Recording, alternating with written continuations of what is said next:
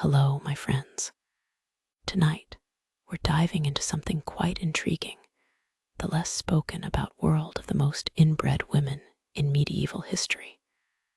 A topic as mystifying as it is, well, sleep-inducing.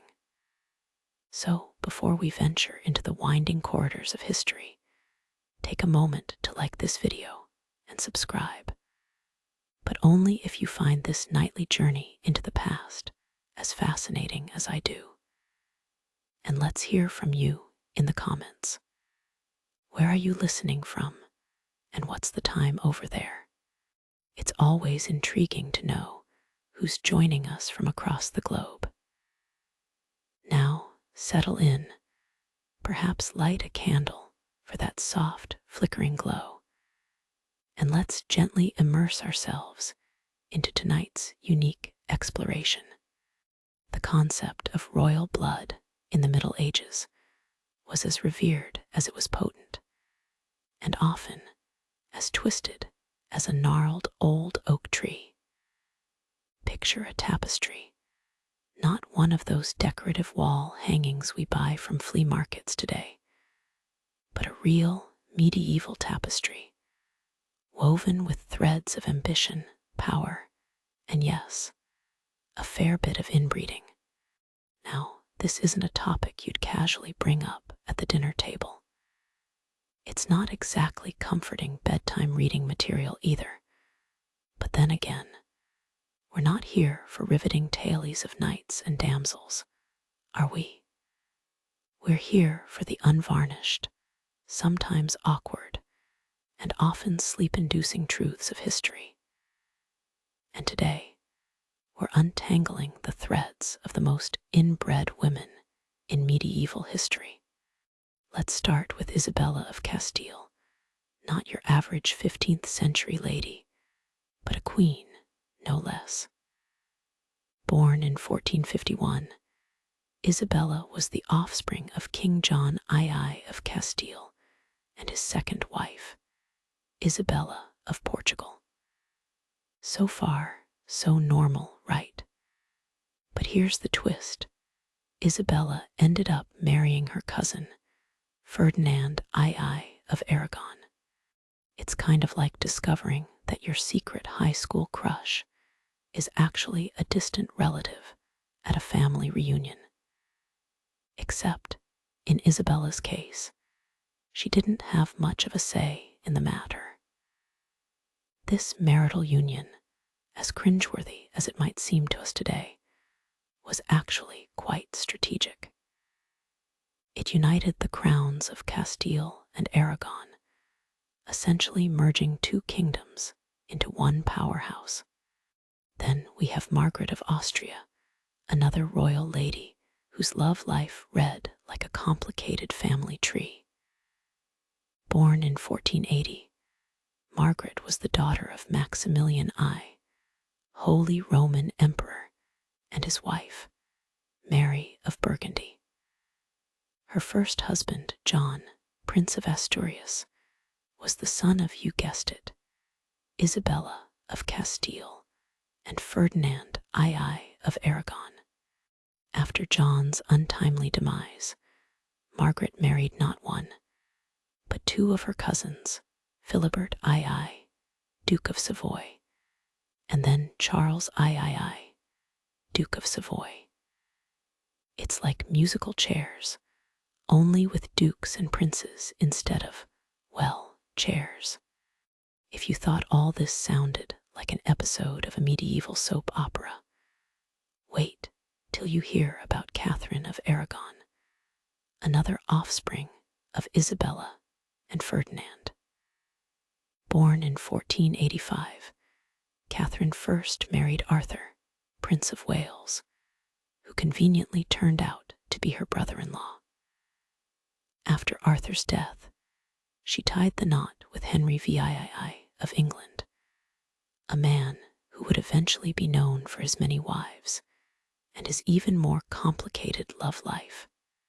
And then there was Mary I of England, born in 1516, the offspring of Henry VII and Catherine of Aragon. if you're wondering how this family tree could possibly get any more convoluted, Mary ended up marrying her cousin, Prince Philip of Spain, who was the son of Charles V, Holy Roman Emperor. It's like a game of 6 degrees of Kevin Bacon, only with much more serious consequences. Last, but certainly not least, we have Elizabeth of York, who was born in 1466.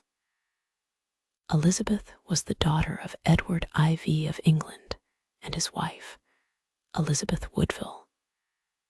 She ended up marrying her cousin, Henry VII of England, because, apparently, marrying outside the family was not an option for these folks. These women and countless others were often forced into marriages that were more political strategy than romantic entanglement. It was a time when the concept of love was as foreign as the idea of personal space is to a cat. These marriages, arranged by their families, led to a high level of inbreeding among the nobility. The practice of consanguineous marriage, that's marrying someone who shares a common ancestor with you, was as common among the nobility as binge-watching Netflix is for us today. It wasn't until the 11th century that the Catholic Church began to discourage this practice due to the health risks associated with it, which, when you think about it, was probably a little too late for our medieval ladies. In terms of cultural context, these marriages were not seen as something unusual or scandalous. They were as normal as scrolling through social media or sipping on a pumpkin spice latte in the fall. It's not that they were unaware of the implications. It's just that the power and prestige that came with these unions often outweighed the risks. In the grand scheme of things, maintaining the blood royal was more important than the potential health implications for their offspring. So the next time you're swiping right on a dating app, spare a thought for our medieval ladies who had their life partners picked out for them. And the next time you're complaining about your family's complicated dynamics, remember, at least you're not married to your cousin. In the end, history is not just about knights and castles, wars and revolutions. Sometimes it's about the quieter, less spoken about aspects like royal inbreeding. As odd, uncomfortable, and yes, sleep-inducing as these stories may be, they are as much a part of our shared past as any epic battle or grand coronation. They remind us that history is not always glorious or romantic. Often, it's just human. And humans, as we know, are far from perfect, even when they're royals. Right, let's dive into the world of medieval matchmaking. And no, I'm not talking about the fun kind with jesters and jousting. This is about the high-stakes game of dynastic marriages, where the players were often royal women, and the deck was stacked with relatives. It's like your annual family reunion, but instead of playing charades with Aunt Mildred, you're marrying your cousin to secure an alliance with a powerful kingdom. Take Isabella of Castile, for instance. Born in 1451, Isabella was the daughter of King John II of Castile and his second wife, Isabella of Portugal. Now, instead of going off to marry a dashing stranger from a far-off land, she ended up marrying her cousin, Ferdinand II of Aragon. Think about that. Your cousin is suddenly your spouse. And this wasn't some hush-hush, frowned-upon affair. Nope, this marriage was the royal equivalent of merging two powerful corporations. uniting the crowns of Castile and Aragon. Then there was Margaret of Austria. Born in 1480, she was the daughter of Maximilian I, Holy Roman Emperor, and his wife, Mary of Burgundy. Margaret's marital resume was quite impressive.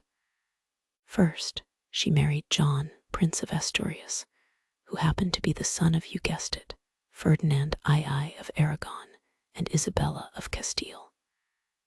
After John's death, she married Philibert II, Duke of Savoy, and then tied the knot with her cousin, Charles III, Duke of Savoy.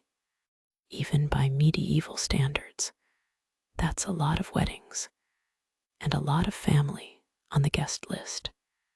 Our next bachelorette was Catherine of Aragon, born in 1485. She was another product of Ferdinand and Isabella's union, and she followed in her parents' footsteps by marrying her brother-in-law, Henry VIII of England, after the death of her first husband, Arthur, Prince of Wales. Not exactly the fairy tale romance we dream of, right? Let's not forget Mary I of England, born in 1516. She was the daughter of Henry VIII and his first wife, Catherine of Aragon. Mary decided to keep the family tradition going by marrying her cousin, Prince Philip of Spain, who was the son of Charles V, Holy Roman Emperor. Last, but certainly not least, we have Elizabeth of York, born in 1466. She was the daughter of Edward IV of England and his wife, Elizabeth Woodville. Elizabeth married her cousin, Henry VII of England. This union was like merging two major tech companies. It was all about power and consolidation, not love or compatibility. So why was all this cousin courting going on? Well, it all boils down to power, politics, and lineage. Marriages among nobility were rarely about love. Instead, they were strategic moves designed to secure alliances, maintain power, and keep the bloodline pure. It's like a high-stakes chess game with a sprinkle of biology and a dash of drama. Unfortunately, this practice of inbreeding wasn't without its problems. Despite the fact that it was common among the nobility, the Catholic Church began discouraging consanguineous marriage around the 11th century due to the health risks associated with it. It's kind of like eating fast food every day. Sure, it's convenient, and it might even taste good, but it's not exactly good for you in the long run. Despite these warnings, the practice persisted. After all, the potential power and prestige that came with these marriages often outweighed the risks. It's like choosing to drive a flashy sports car despite its terrible gas mileage. The appeal of the status symbol overrides practical concerns. So the next time you complain about the lack of choices on your favorite dating app, just remember it could be worse. You could be a medieval royal, forced into an arranged marriage with your cousin. And the next time you find your family dynamics complicated, just remember, at least you're not married to a relative. At the end of the day, history is not always about the big, flashy events. Sometimes it's about the quiet, less spoken about aspects, like royal inbreeding. These stories may not be as glamorous or exciting as epic battles or grand coronations, but they remind us that history is, above all, human. We may find these practices strange or even disturbing, but for the royals of medieval Europe, it was just another day at the office, or, in this case, the royal court. So sleep well, knowing that your love life is likely far less complicated than those of our medieval ancestors.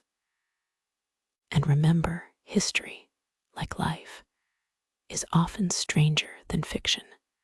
Imagine being born into a royal family in medieval Europe. Sounds glamorous, right? You'd have richly embroidered clothes, a castle for home, and a diet that included more than just bread and gruel. However, things weren't all sunshine and roses. There was a darker side to royal life, one that involved being married off to your cousin to secure an alliance or strengthen your family's grip on the throne. A prime example of this is the story of Isabella of Castile. Isabella, born in 1451, was the daughter of King John II of Castile and his second wife, Isabella of Portugal. Now, if you think your parents are controlling, just imagine being a royal teenager. Your dad is the king, and instead of fighting about curfews and chores, you're debating over which cousin you should marry. Isabella ended up tying the knot with her cousin, Ferdinand II of Aragon. This wasn't a case of forbidden love, like some medieval Romeo and Juliet. No, this was a calculated political move, designed to unite the crowns of Castile and Aragon. It's like merging two major corporations, only with more velvet and fewer board meetings. Their union, though born out of political necessity, had significant repercussions. Their marriage not only unified the crowns, but also laid the foundation for the modern state of Spain. It's like if the merger of two companies resulted in the creation of an entirely new country. Think Google and Amazon joining forces and suddenly creating Googmazonia. But let's not forget about the other ladies in this tale. There's Margaret of Austria, who took the whole marrying cousins thing to a new level. After her first husband, John, Prince of Asturias, died, Margaret tied the knot with her cousin, Charles III, Duke of Savoy. If you're keeping score, that's two cousins she married. It's like dadding within the same friend group, only with more tiaras and royal bloodlines. Then we have Catherine of Aragon.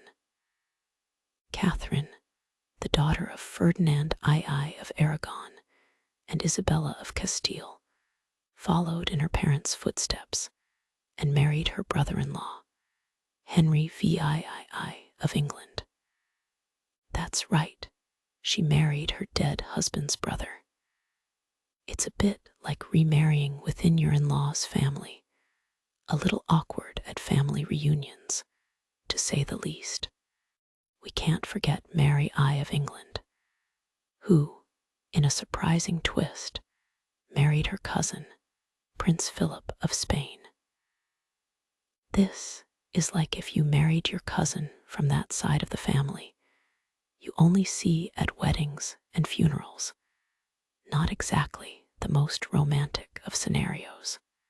Finally, we have Elizabeth of York, who married her cousin, Henry VIII of England. This was like if you married your cousin, who also happened to be the king. A double whammy of awkwardness and power plays. These are just a few examples of the inbreeding that was rampant among the nobility in medieval Europe. It's not until the 11th century that the Catholic Church began discouraging this practice due to health risks. It's a bit like if someone finally realized that eating too much junk food could be bad for you. Except, in this case, the junk food is marrying your cousin. So next time you're swiping through your dating app, remember, at least you're not being forced to marry your cousin to secure a political alliance. And the next time you're caught in a family drama, be thankful it doesn't involve a crown, a throne, and a relative for a spouse. And as you tuck yourself into your cozy bed tonight, remember that history is not just about epic battles, grand coronations, or legendary figures. It's also about the smaller, everyday things like who you marry and how that can change the course of history. So sleep well, knowing that your love life is likely far less complicated than those of our medieval ancestors. And always remember, history, like life, is often far stranger than fiction. Margaret of Austria, born in 1480, was the daughter of Maximilian I, Holy Roman Emperor, and Mary of Burgundy. Now, imagine being the offspring of such prominent figures. It's like being the child of a Hollywood power couple. You're born into fame, wealth, and endless political intrigue. Margaret's life was a whirlwind of arranged marriages, political alliances, and yes, a fair amount of inbreeding. At the tender age of 2, she was betrothed to Charles, the Dauphin of France. But Charles' father, King Louis XI, decided he didn't want a Habsburg on the French throne, so he broke off the engagement when Margaret was 10. It's a bit like having your playdate canceled because your parents aren't in the same book club anymore. Not to worry, though, because Margaret was quickly engaged to John, Prince of Asturias, in 1496. This might sound romantic, but John was actually her cousin. And if you think your family reunions are awkward, just imagine adding spouse to the list of familial roles you play. John, however, died only 6 months later, leaving Margaret a widow at 17. It's like getting dumped at prom, but with a lot more political fallout. Next up on the marriage carousel was Philibert II, Duke of Savoy. Now, he wasn't actually a relative, which was a nice change of pace for Margaret. But alas, Philibert died just 3 years into their marriage, leaving Margaret a widow once again. It's like going through a series of bad breakups, except each one involves a state funeral. Finally, Margaret was married to her cousin, Charles III, Duke of Savoy. Yes, you heard that right, another cousin. It's like being set up on a blind date, only to find out your date is your cousin again.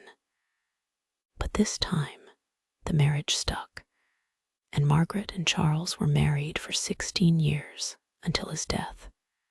Throughout her life, Margaret was known for her intelligence and political savvy. She served as regent for her nephew Charles V, who was the King of Spain and Holy Roman Emperor, and she was instrumental in negotiating peace between France and the Habsburgs.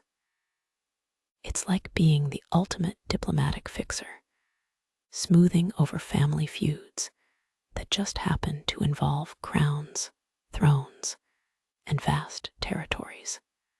Margaret of Austria's life was full of political maneuvering, arranged marriages, and yes, a lot of inbreeding. But as we snuggle into our 800 thread count sheets tonight, let's remember that her story is not just a tale of royal intrigue and political alliances. It's a reminder of how the personal choices of the powerful, who to marry, who to ally with, who to betray, can shape the course of history. It's a bit like being on a reality TV show, but with much higher stakes.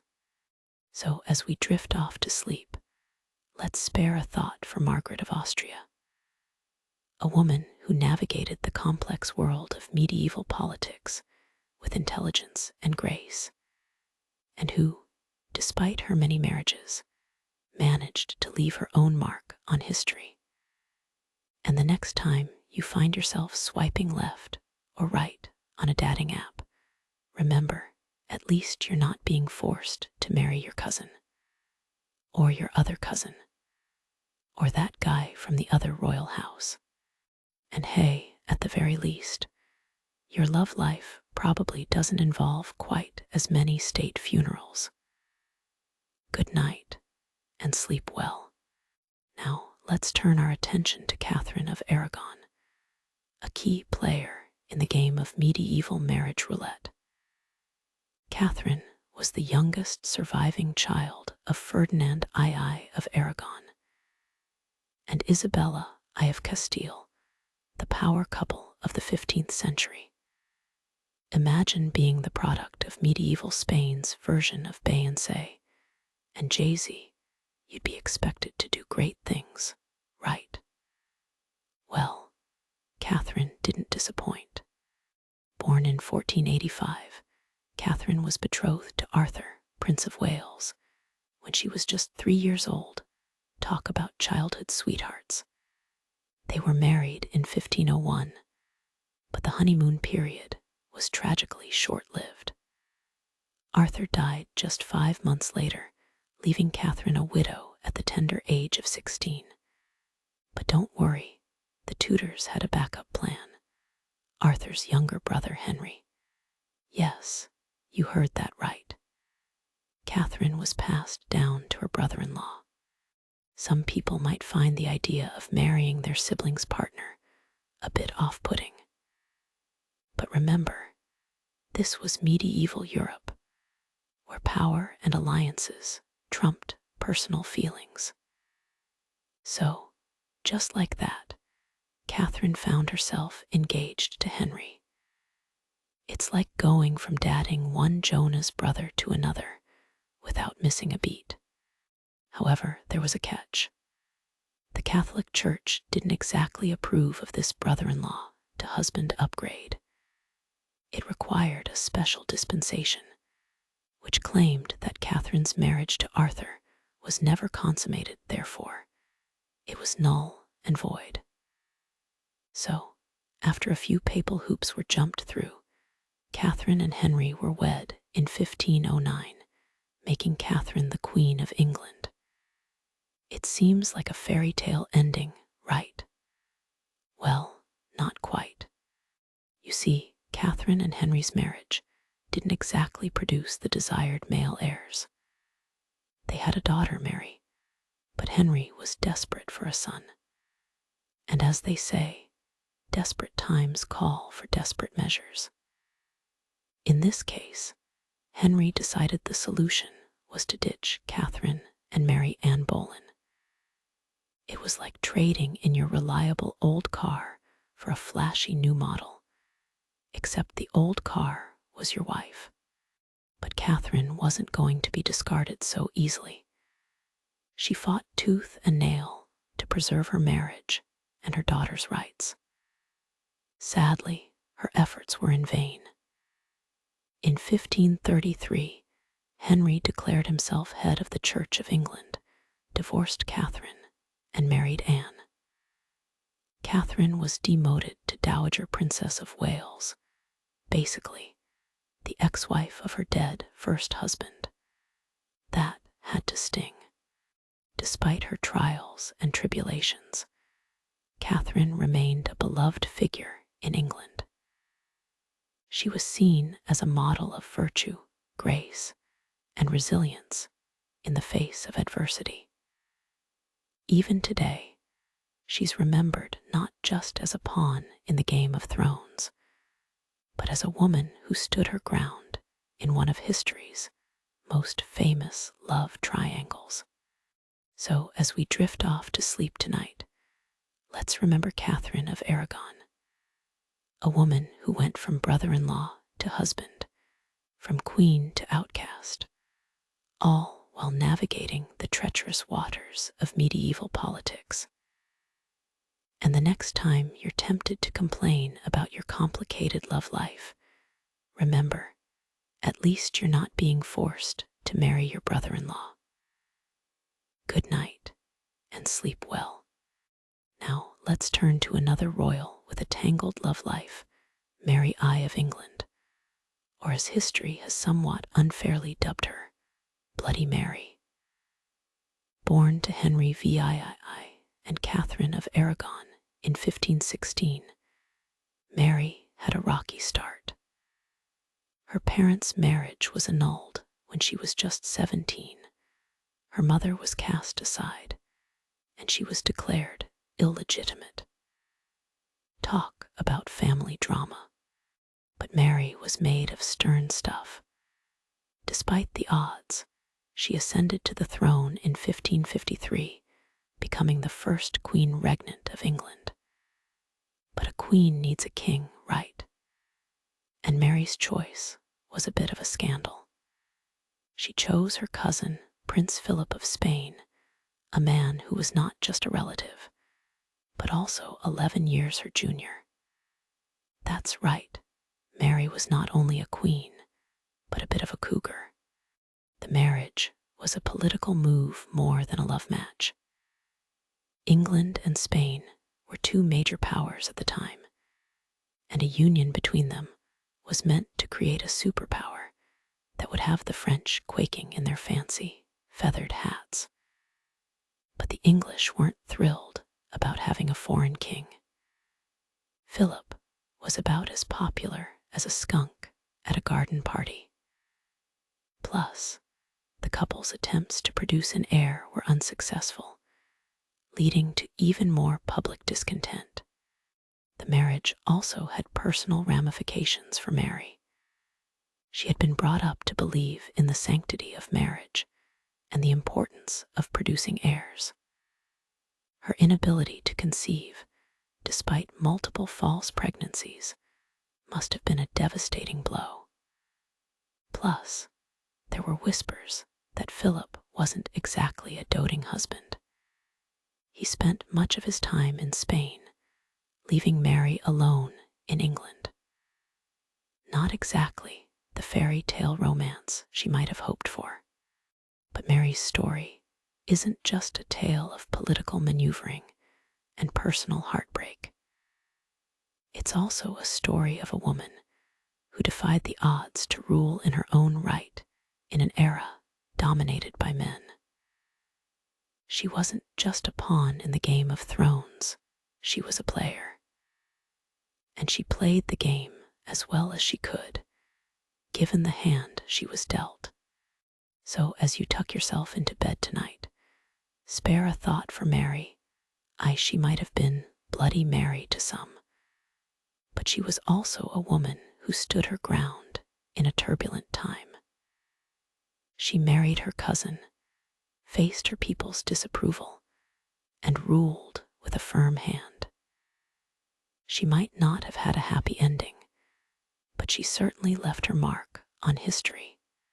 And let's be honest, as complicated as our modern love lives might be, at least we're not being pressured to marry our cousins to form political alliances. So, good night, sleep tight, and here's to a drama-free tomorrow. Now let's turn our attention to Elizabeth of York, who was more than just a queen. She was a political pawn in the Game of Thrones. Born in 1466, Elizabeth was the eldest daughter of Edward IV of England and his wife, Elizabeth Woodville. Picture a young woman growing up in the lap of luxury, surrounded by the opulence of the royal court. But don't be fooled by the glitz and glamour. Elizabeth's life was far from easy. Much like the straw pallets that the peasants slept on, uncomfortable, hard, and often filled with unexpected prickly bits, Elizabeth's life was a series of unexpected twists and turns. Her father, Edward IV, was a controversial figure, and his reign was marked by political instability and civil unrest. So, imagine being Elizabeth, a young, impressionable girl, watching her family's fortunes rise and fall like the tides. It wasn't exactly the stable, secure upbringing that you'd expect for a future queen. But Elizabeth was nothing if not resilient. She weathered the storms of her father's reign, and when he died in 1483, she found herself in a precarious position. Her younger brother, Edward V, was supposed to inherit the throne, but he was just a boy too young to rule. So their uncle, Richard III, took the reins of power, and Elizabeth and her siblings were declared illegitimate. Talk about a plot twist. And then came Henry VII, a distant cousin of Elizabeth. If you're thinking this is where the romance comes in, well, hold your horses. Their marriage was not so much a love match as a political maneuver. You see, Henry had claimed the throne by force, defeating Richard III at the Battle of Bosworth Field. But his claim to the throne was shaky at best, so he needed a way to solidify his position. And what better way than by marrying Elizabeth, the eldest daughter of Edward IV?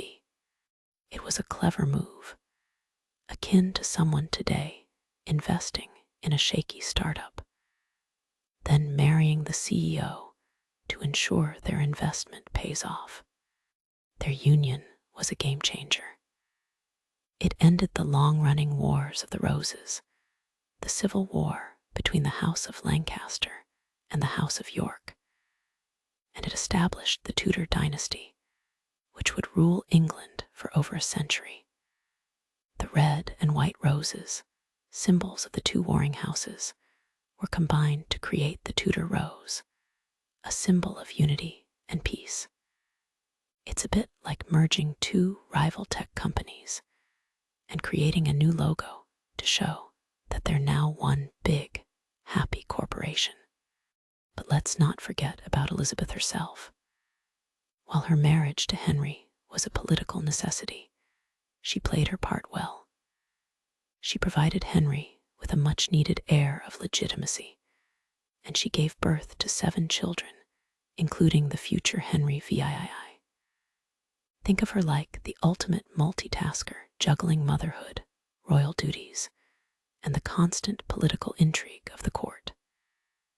It's a bit like trying to juggle a career, a family, and a personal life, all while balancing on a tightrope. Not exactly a walk in the park. Elizabeth's life was far from easy, but she played a crucial role in shaping the course of history. And while her marriage to Henry VII may have been marked by political maneuvering and power plays, it also brought about a period of relative stability and peace. So, as you settle into your comfortable modern bed tonight, free from the prickly straw and unexpected twists and turns of a medieval palette, spare a thought for Elizabeth of York. She may not have had a fairy tale romance, but she certainly left her mark on the world. And for that, she deserves to be remembered. Good night, sleep tight, and dream of a world where marriages aren't used as chess pieces in the Game of Thrones.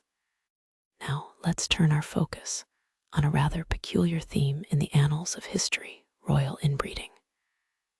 Picture it like this: a family reunion which, instead of ending in a potluck dinner and a group photo, culminates in a marriage ceremony. Intrigued? Well, you should be, because our protagonists here are not just any common folks, but members of the royal bloodline, the creme de la creme of medieval society. Let's start with Isabella of Castile. Born in 1451, Isabella was the offspring of King John II of Castile and his second wife, Isabella of Portugal. Now, imagine being at a family reunion and your parents announce you're marrying your cousin. That's the kind of surprise Isabella had when she was told she was marrying Ferdinand II of Aragon. This marriage wasn't just about love or kinship, it was about power. Their union brought together the crowns of Castile and Aragon, creating a formidable alliance.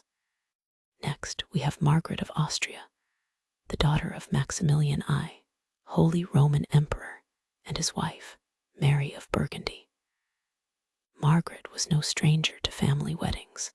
She married her cousin, Charles III, Duke of Savoy, after her first two husbands passed away.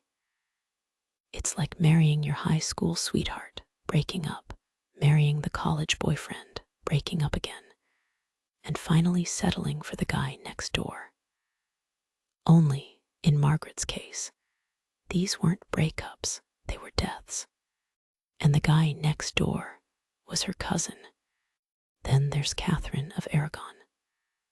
Born in 1485, she was the daughter of Ferdinand II of Aragon and Isabella of Castile, making her the product of a cousin marriage. She herself went on to marry her brother-in-law, Henry VII of England, after the death of her first husband, Arthur, Prince of Wales. It's like trading your late husband's baseball cards with his brother, but instead of baseball cards, it's a royal title and a kingdom. And instead of trading, it's marriage. Our next character, Mary I of England, was the daughter of Henry VII and his first wife, Catherine of Aragon. Mary married her cousin, Prince Philip of Spain, who was the son of Charles V, Holy Roman Emperor. It's like getting a package deal on a vacation. You marry one, you get a kingdom too. Only, the vacation is a lifetime commitment, and the package deal might come with some serious genetic issues. Lastly, we have Elizabeth of York. Born in 1466, Elizabeth was the daughter of Edward IV of England and his wife, Elizabeth Woodville. She married her cousin, Henry VII of England, who was the son of Edmund Tudor and Margaret Beaufort. It's like marrying the boy next door, only the boy next door is your cousin, and your wedding is less about love, more about maintaining the royal bloodline. The concept of blood royal was like a medieval version of a loyalty program. Marry within the family, earn power points. These women, among others, were often forced into marriages arranged by their families, leading to a high level of inbreeding among the nobility. The practice of consanguineous marriage was as common as buying 2 get 1 free deals on Black Friday. And it wasn't until the 11th century that the Catholic Church started discouraging this, much like how we frown upon hoarding all the good deals today. Ultra-wise, arranged marriages and inbreeding among the nobility were as common as binge-watching your favorite series. It happened all the time, and no one really questioned it. So, as you lay in your comfortable, modern bed tonight, free from the political maneuvering and power plays of medieval marriages, remember these women. They may not have had fairy tale romances, but they certainly made their mark on the world. Good night, sleep tight, and dream of a world where family reunions don't end in wedding bells. Picture the medieval period, a time when the royals were less concerned about the thread count of their silken robes and more about the political count of their matrimonial alliances. It was a time when family lineage was more of a tangled web than a straight line, much like trying to follow the plot of a complex TV series after missing several episodes. These stories of royal marriages might seem strange to us now, but back then, it was as common as your daily scroll through social media. Take, for instance, the tale of Isabella of Castile. Born in 1451, she was the daughter of King John II of Castile and his second wife, Isabella of Portugal. But in a twist that would make modern-day soap operas blush, she ended up marrying her cousin, Ferdinand II of Aragon. This marriage, rather than causing a scandal, united the crowns of Castile and Aragon, much like merging two major corporations today. Then there's Margaret of Austria, the daughter of Maximilian I, Holy Roman Emperor, and his wife, Mary of Burgundy. Margaret's marital resume is as complicated as a tax form. First, she married John, Prince of Asturias, the son of the aforementioned Ferdinand II of Aragon and Isabella of Castile. After John's death, Margaret tied the knot with Philibert II, Duke of Savoy, and then, just for good measure, married her cousin Charles III, Duke of Savoy. Catherine of Aragon, too, found herself in the midst of a matrimonial merry-go-round. As the daughter of Ferdinand II of Aragon and Isabella of Castile, she was already part of the royal in-group.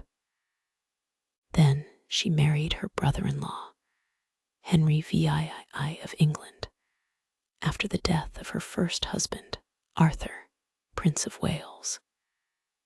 It's like a game of musical chairs, but with thrones. Mary I of England, the daughter of Henry VII and his first wife, Catherine of Aragon, also found herself embroiled in this family entanglement. She married her cousin, Prince Philip of Spain, who was the son of Charles V, Holy Roman Emperor. Think of it as the medieval version of a reality show, where the contestants are all from the same family. And finally, there's Elizabeth of York. As the daughter of Edward IV of England and his wife, Elizabeth Woodville, she already had a seat at the royal table. But then she married her cousin, Henry VII of England, who was the son of Edmund Tudor and Margaret Beaufort. It's like finding out that the friend you've been gossiping about is actually your second cousin, only with more crowns and less awkward family dinners. These women, among others, found themselves in marriages that felt more like business transactions than love stories. It was as if they were the pawns in a game of royal chess, moved around the board to secure alliances and maintain power. This practice of consanguineous marriage was as common among the nobility as ordering takeout on a lazy Sunday evening. But unlike your favorite Thai restaurant, there were no loyalty points or free spring rolls on offer, just the potential for health risks and political instability. It wasn't until the 11th century that the Catholic Church began to discourage this practice. Think of it as an early medieval version of a public health campaign. But instead of encouraging hand washing or mask wearing, they were trying to stop cousins from marrying each other. So as you lay in your modern bed tonight, free from the political maneuvering and power plays of medieval marriages, remember these women. While their lives might have been as complex as the plot of a fantasy series, they certainly left their mark on history. Good night, sleep tight, and dream of a world where family reunions don't end in wedding bells. Imagine being born into a family where you're not only expected to marry your cousin, but it's practically a family tradition. That was the reality for the Habsburgs, a powerful royal family in medieval Europe, where inbreeding was as common as feasting on a roast pheasant at a banquet. Take Isabella of Castile, whose parents were the medieval equivalent of matchmakers. Born in 1451, she was the daughter of King John II of Castile and his second wife, Isabella of Portugal. Her parents decided she should marry her cousin, Ferdinand II of Aragon. This wasn't just a family reunion gone wrong. It was a strategic move to unite the crowns of Castile and Aragon. It's like merging two giant corporations, but with more velvet and less board meetings. Then we have Margaret of Austria, another Habsburg caught in the marital web of cousin love. Born in 1480, her parents were Maximilian I, Holy Roman Emperor, and his wife, Mary of Burgundy. Just imagine if your parents' job titles were as impressive as that. Margaret first married John, Prince of Asturias, who happened to be the son of already mentioned cousins, Ferdinand II of Aragon and Isabella of Castile. After John's death, Margaret married Philibert II, Duke of Savoy, and then married her cousin, Charles III, Duke of Savoy. It's like a royal version of musical chairs, but with husbands and thrones instead of chairs. Catherine of Aragon, born in 1485, was another example of this Habsburg family tradition. She was the daughter of Ferdinand II of Aragon and Isabella of Castile, our original matchmakers. Catherine ended up marrying her brother-in-law, Henry VIII of England, after the death of her first husband, Arthur, Prince of Wales. It's like a medieval soap opera, but with more beheadings. Mary I of England, born in 1516, was the daughter of Henry VIII and his first wife, Catherine of Aragon. Yes, the same Catherine who was married to Henry after being married to his brother. Mary married her cousin, Prince Philip of Spain, who was the son of Charles V, Holy Roman Emperor. This is the kind of family tree that would give a genealogist a headache. Finally, let's talk about Elizabeth of York, who was born in 1466. She was the daughter of Edward IV of England and his wife, Elizabeth Woodville. Elizabeth married her cousin, Henry VII of England, who was the son of Edmund Tudor and Margaret Beaufort. It's like a family game of checkers, where the pieces are all interrelated. These Habsburg women were not just pawns in a game of power. They held significant influence. They were queens and empresses, mothers of future leaders, and key figures in the political landscape of their time. Their lives were filled with challenges and intrigues, their days filled with royal duties and obligations. The marriages they were forced into, the alliances they helped forge, and the children they bore all played a significant role in shaping the course of history. Yet, despite the power and prestige, they were the victims of a dangerous game of genetic roulette. The Habsburgs' practice of intermarriage, while politically advantageous, led to a high level of inbreeding within the family. The consequences were catastrophic, leading to health problems, physical deformities, and a lineage teetering on the edge of extinction. So, as you lay in bed tonight, tucking yourself under a cozy comforter, thank your lucky stars that you're not a Habsburg. And remember these women who, despite their peculiar family traditions, left an indelible mark on history. Good night, sleep tight, and may your dreams be free from medieval matchmakers. Let's dive into the murky waters of inbreeding among medieval royalty, where power plays and political alliances were often more important than a healthy gene pool. Picture 5 women from this time, each a star in her own right, ensnared in the web of familial marriages. Isabella of Castile, Margaret of Austria, Catherine of Aragon, Mary I of England, and Elizabeth of York. Not exactly the fairy tale princesses we grew up hearing about, right? Isabella of Castile, born of a king and queen, was destined for greatness, or at least a marriage that would unite 2 powerful kingdoms.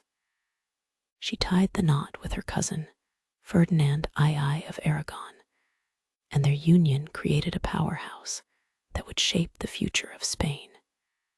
It's like combining 2 major corporations. Imagine if Apple and Google decided to merge. Powerful, right? But the stakes were higher than stock prices and product launches. This was about bloodlines and crowns. Next, we have Margaret of Austria, the daughter of an emperor and a duchess. She was married thrice, and 2 of her husbands were family members. It's like marrying your coworker, then the boss, and then your coworker again. Except the office is an entire country, and the water cooler gossip is about who will sit on the throne next. Catherine of Aragon took keeping it in the family to a new level. After her first husband, Arthur, Prince of Wales, passed away, she married his younger brother, Henry VI.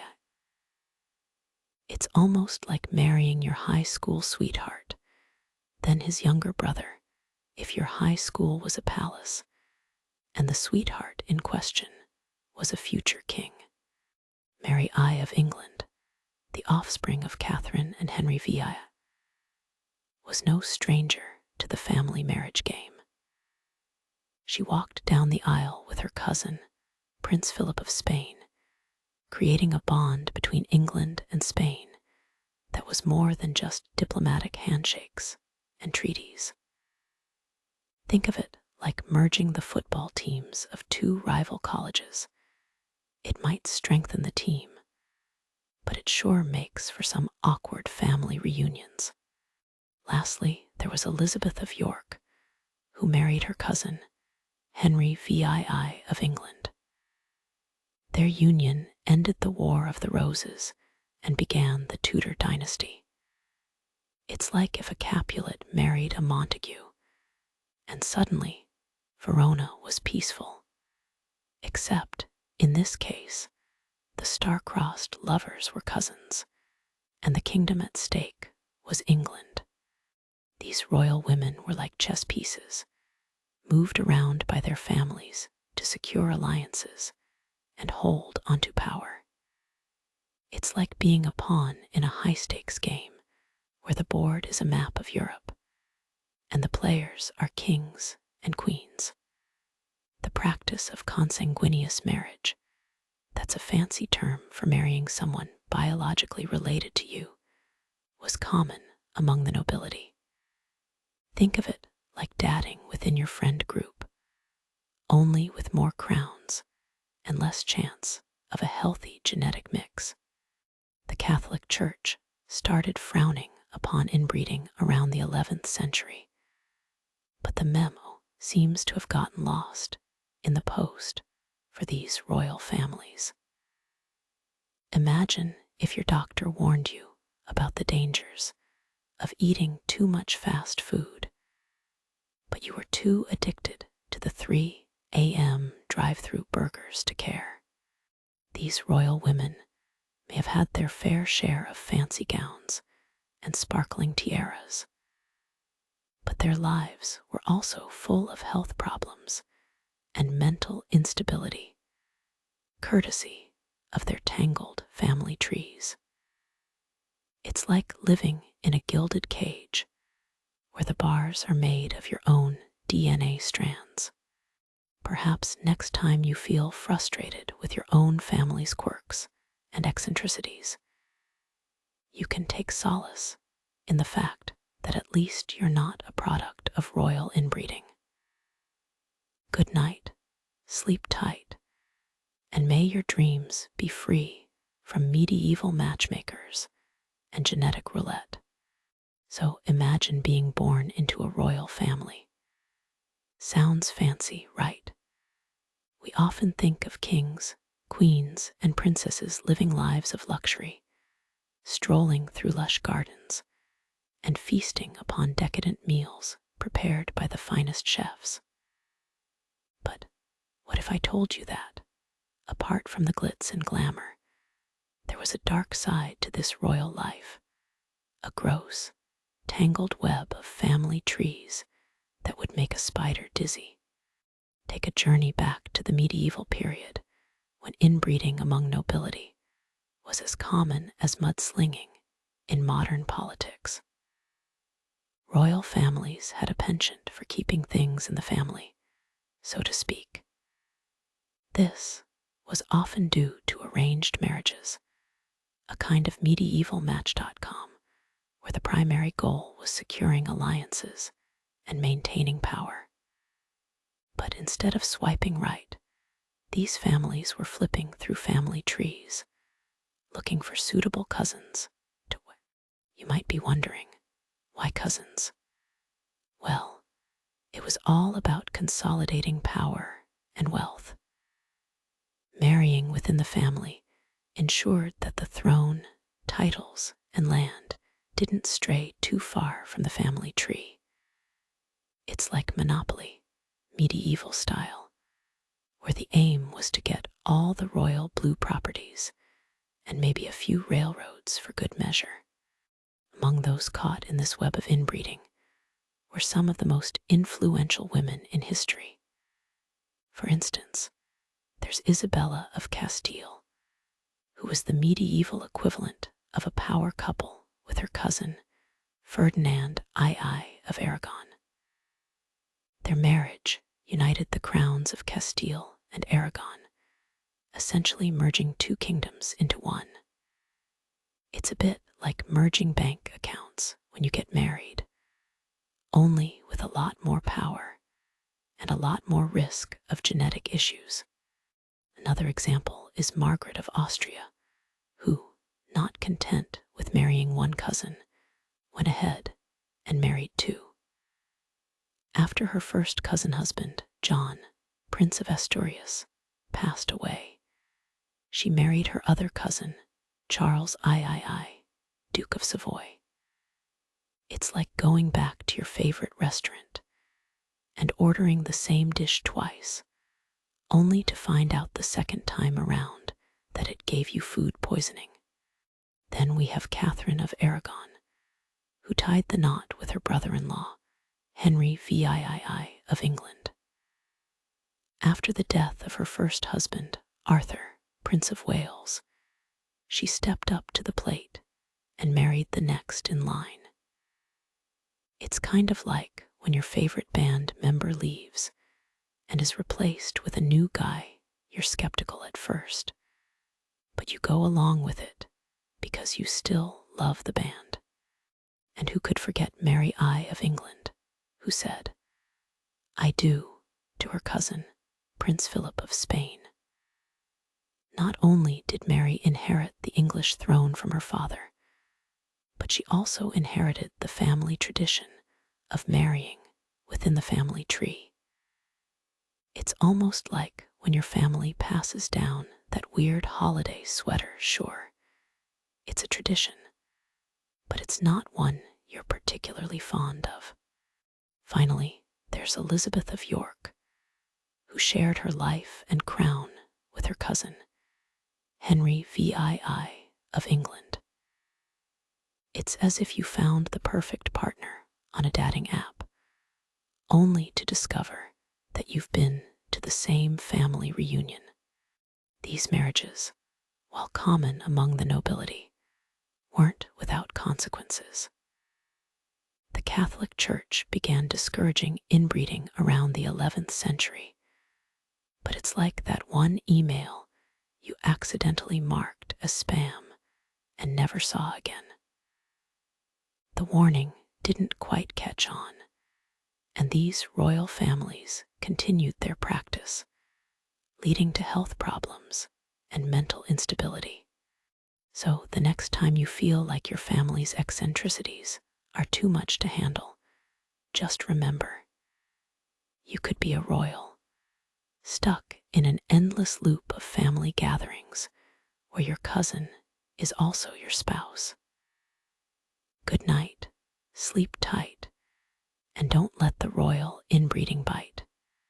Looking back at the medieval times, the nobility had a knack, a rather disturbing knack, if you ask me, for keeping things in the family. You may complain about having to deal with Aunt Martha's terribly dry fruitcake at every holiday gathering, but imagine if you had to marry her son instead. It's a chilling thought, isn't it? In the high ranks of medieval society, keeping wealth and power within the family often meant marrying someone you might have much rather kept as a cousin, like Isabella of Castile. Her marriage to her cousin, Ferdinand II of Aragon, was like pooling their resources together in a joint bank account. Only the account was an entire kingdom. Then there was Margaret of Austria. She didn't just marry her cousin once. No, she did it twice. It's like going back for second helpings of a questionable buffet, even though the first round gave you food poisoning. Catherine of Aragon, on the other hand, decided to keep things a bit closer.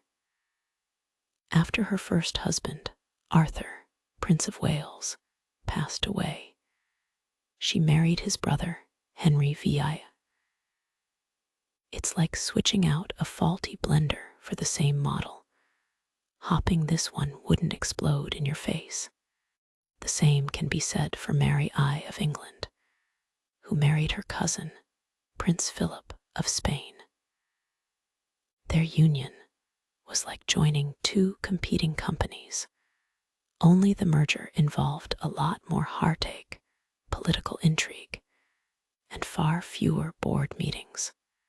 Last, but certainly not least, we have Elizabeth of York, who tied the knot with her cousin, Henry VII of England. It's like dating within your office department, only with much higher stakes and a whole lot more drama. But as they say, all things must come to an end. Even the medieval world's rather unsettling love for family-oriented marriages. It's like when a fashion trend finally dies out, and you can't help but wonder what on earth you were thinking when you wore neon leggings and shoulder pads. The Catholic Church, the same institution that had once turned a blind eye to these marriages, began to discourage them in the 11th century. After all, it's like realizing that your favorite takeout place has been giving you food poisoning. It's high time you find a new place to order from. However, these warnings, much like that email from your gym reminding you to renew your membership, were often ignored. The nobility continued to intermarry, resulting in a number of health issues and a significant amount of drama that would give any reality TV show a run for its money. Eventually, though, the practice began to wane. It's like realizing that those high-fat, low-carb diets aren't exactly sustainable in the long run.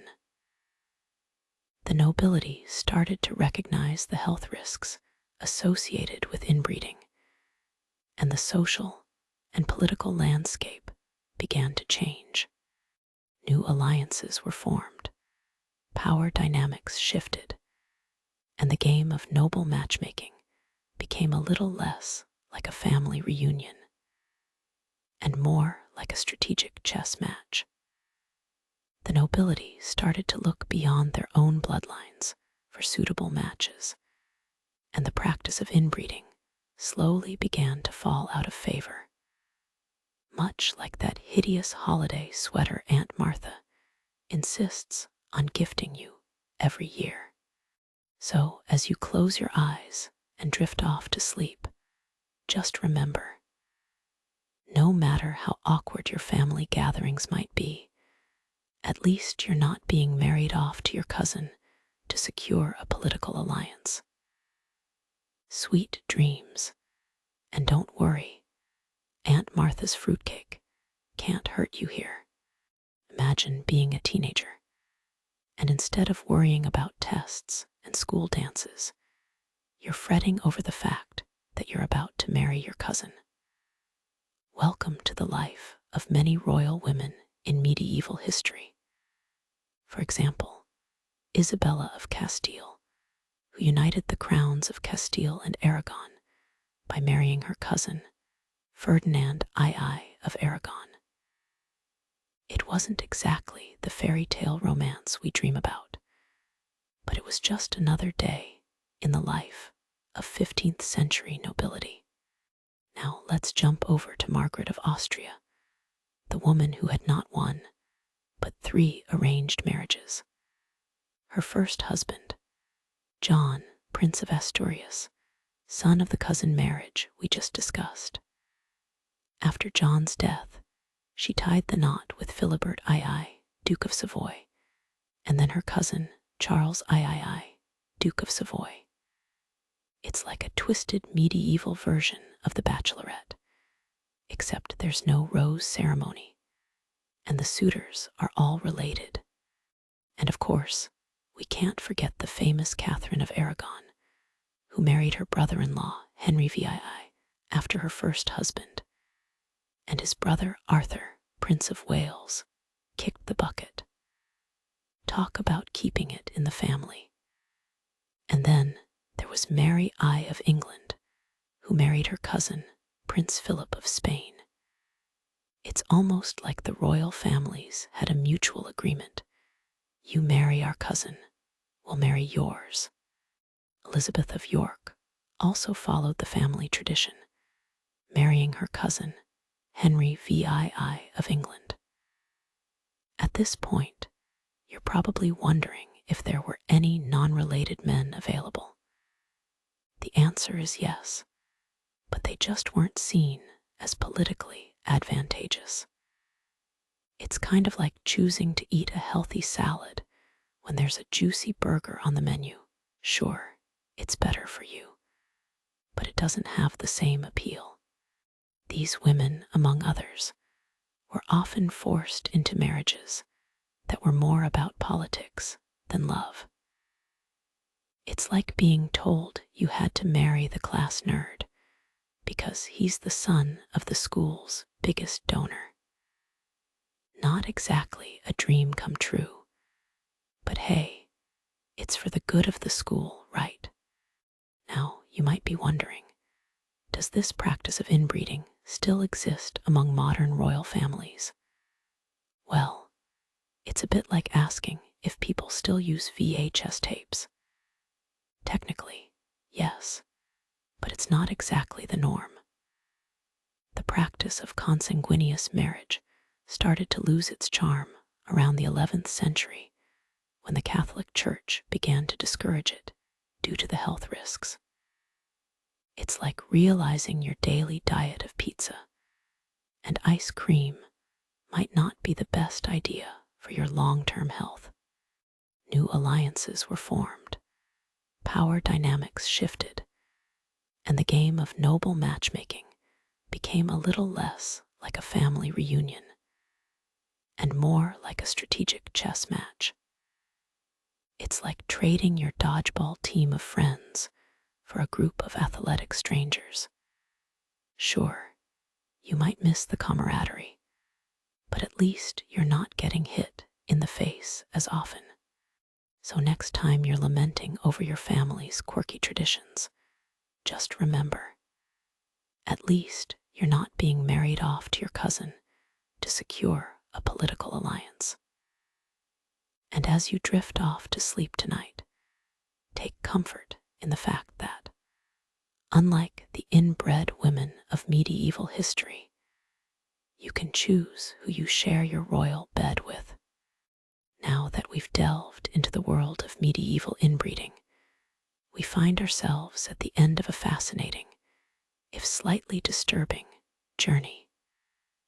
We've met remarkable women like Isabella of Castile, Margaret of Austria, Catherine of Aragon, Mary I of England, and Elizabeth of York, all of whom were entangled in the web of consanguineous marriages.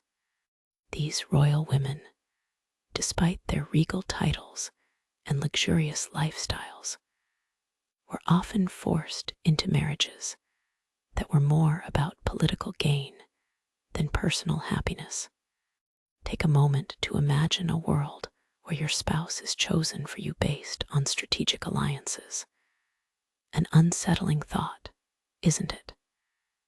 It's a bit like being told you have to marry the annoying neighbor kid because your parents are best friends.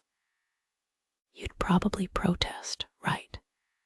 You might even consider running away, or at least that's what I'd do. But these women, they didn't have that luxury.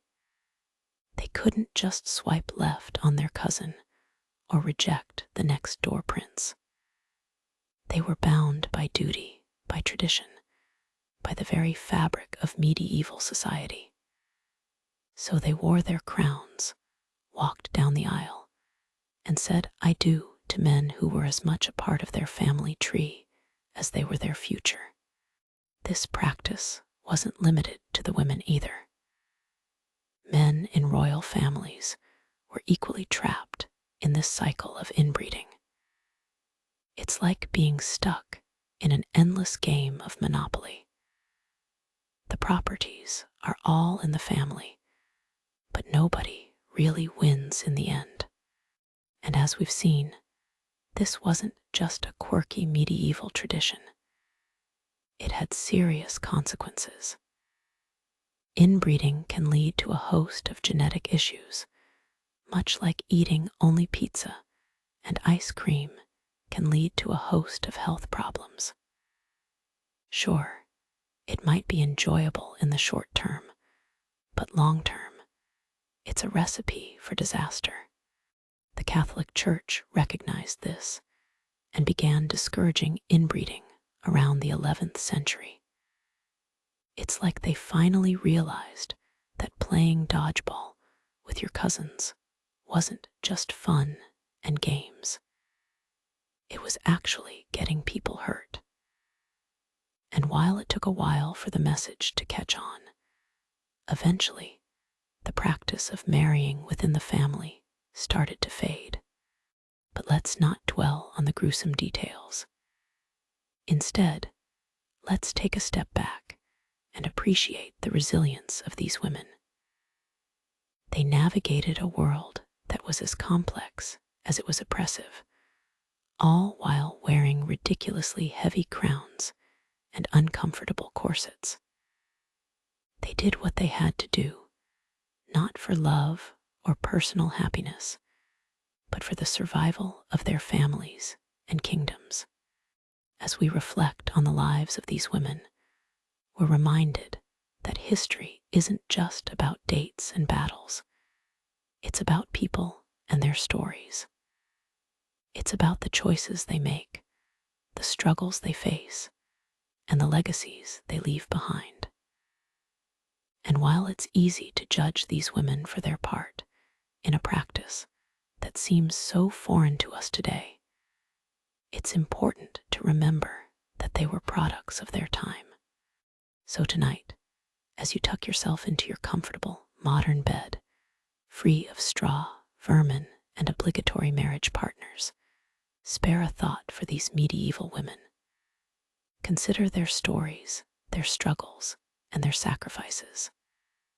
And when you wake up tomorrow, be grateful for the choice and freedom you have in your own life.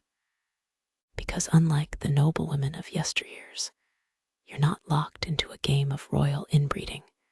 You're free to marry who you want, when you want, and where you want. And that, my friend, is a victory worth celebrating. So, here's to the women of medieval history, to their strength and resilience, to their stories and their legacies. And here's to you for taking the time to learn about them. Sweet dreams, and may you wake up feeling as powerful as a queen, minus the inbreeding, of course. So picture this: you're lounging on your Tempur-Pedic mattress, basking in the ambience of essential oils from your diffuser, and cozying up with a good book. Just for a moment, imagine trading all that for a straw mattress, a makeshift bed stuffed with hay, with the only hint of lavender coming from the dried herbs strewn across the floor to deter pests. Now, you're getting a glimpse of what life might have been for the noblewomen of the medieval era. And that, my friend, is just the beginning. These women, the likes of Isabella of Castile and Catherine of Aragon, were not only contending with a less than comfortable sleeping arrangement, they were often entangled in a web of familial marriages, arranged for the sake of power, alliances, and preserving lineage. Talk about family drama. Isabella of Castile, for instance, was not just a queen, but also a wife to her cousin, Ferdinand II of Aragon. Their union was more than just a marriage. It was a strategic move, one that united the crowns of Castile and Aragon. Then there was Margaret of Austria, whose marital journey was akin to a royal merry-go-round. First, she was married to John, Prince of Asturias, the son of, you guessed it, Ferdinand and Isabella. After John's untimely death, she married Philibert II, Duke of Savoy, and then tied the knot with her cousin, Charles III, Duke of Savoy. It's almost like a medieval version of a soap opera, don't you think? Catherine of Aragon, Isabella, and Ferdinand's daughter, was no stranger to this intricate dance either. After the death of her first husband, she went on to marry her brother-in-law, Henry VIII of England. Yes, the same Henry VIII who's notorious for his 6 wives and the creation of the Church of England. Quite the family tree, isn't it? And let's not forget Mary I of England. She was the daughter of Henry VIII and his first wife, Catherine of Aragon, and she ended up marrying her cousin, Prince Philip of Spain. It's like a game of musical chairs, but with thrones and marriage contracts. Finally, there's Elizabeth of York. She was the daughter of Edward IV of England and his wife, Elizabeth Woodville, and ended up marrying her cousin, Henry VII of England. And thus, the family ties continue. So, as you can see, the noble women of medieval history were often tied up in a complex knot of familial alliances and power plays. They were born into a world where marital decisions were not made under the veil of love, but under the heavy hand of political strategy, inheritance rights, and lineage preservation. But it wasn't all bleak. Despite the intricate web of familial marriages, these women managed to carve out their own paths. They navigated the tumultuous waters of politics, made significant contributions to their respective realms, and left behind legacies that echo through the annals of history. So as you lay in your comfortable, modern bed tonight, consider the stories of these women. Despite their circumstances, they were resilient, strong, and determined.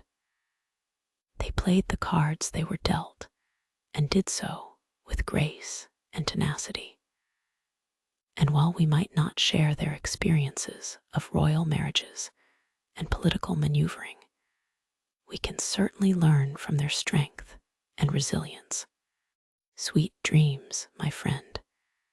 And here's to waking up tomorrow feeling as powerful as a queen, without the familial marriage contracts, of course.